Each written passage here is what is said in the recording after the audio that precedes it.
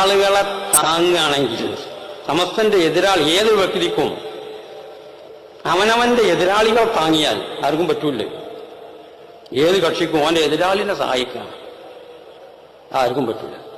അതാണ് ഇപ്പൊ മുമ്പ് ഇങ്ങനെ ചില വർത്താനത്തില് ലീഗും സമസ്തി അകലുന്നു എന്നൊക്കെ ഓരോ റിപ്പോർട്ട്. ഒന്നുമില്ല, ലീഗും സമസ്തി ആരും അകലിച്ചില്ല, അത് ഒറ്റക്കെട്ടായിട്ട് തന്നെ പോണ്. ചില വ്യക്തികളെ ചില പ്രവർത്തനങ്ങൾ നമ്മളെ സുന്നത്ത് ജമാഅത്തിന്റെ പ്രവർത്തകർക്ക് പറ്റൂല, അപ്പോൾ അത് തോന്നും. അപ്പൊ പേപ്പറുകാർ അത് വലുതാക്കിയിട്ട് ലീഗും സമസ്തി അകലുന്നോ എന്ന് പറയും. ഇങ്ങനെയൊക്കെയുള്ള ഓരോ കളിയാണിത്. അപ്പൊ നല്ലോണം ഛർദ്ദിച്ചിട്ടേ അകലണെന്ന് പറഞ്ഞ് ഞങ്ങൾ മനസ്സിലാക്കാൻ പറ്റുള്ളൂ. ലീഗും സമസ്തി ഇതിരെ അകലുന്നിട്ടില്ല, ഞങ്ങളൊക്കെ ലീഗാരാണ്. സമസ്തക്ക് ലീഗൊന്നുമില്ല, അതും പറഞ്ഞുതരാം.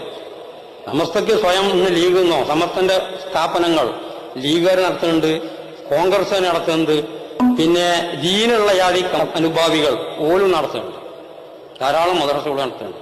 ആള് കമ്മ്യൂണിസ്റ്റ് വോട്ട് ചെയ്യാണോ കമ്മ്യൂണിസ്റ്റിനെ ചെയ്യുള്ളൂ. അവൻ അതിന് റസൂലൊക്കെ ഉണ്ട്, ഒലുമ്പ് നോൽക്കും. അങ്ങനത്തെ കമ്മ്യൂണിസ്റ്റുകാരുണ്ട്. ഓലൊക്കെ നടത്തുന്ന സമസ്തന്റെ സ്ഥാപനങ്ങൾ. പക്ഷെ വ്യക്തികൾക്ക് രാഷ്ട്രീയമാകാലോ, ഞങ്ങളൊക്കെ ലീഗിന്റെ ആളുകളാണ്. അപ്പം ലീഗും സമസ്തിയൊക്കെ അകലുണ്ട് എന്ന് പറഞ്ഞ വെറുതെയാണ്. ഇങ്ങനെ ചില ലീഗല്ല കാരന്റെ ചില പ്രവർത്തനങ്ങളെ കൊണ്ട് തെറ്റിദ്ധാരണ വന്നാൽ ഇനി കുട്ടികൾ പറഞ്ഞേ നിവൃത്തിണ്ടാവും. അപ്പൊ അതൊക്കെ ഛർദ്ദിക്കേണ്ട ഒരവസ്ഥയാണ് എന്ന് മാത്രമാണ് ഈ അവസരത്തിൽ ഞാൻ ഉണർത്തുന്നത്. ഇതിനകത്ത് സമസ്ത ലീഗ് അത്ര ബന്ധമുണ്ടല്ലോ.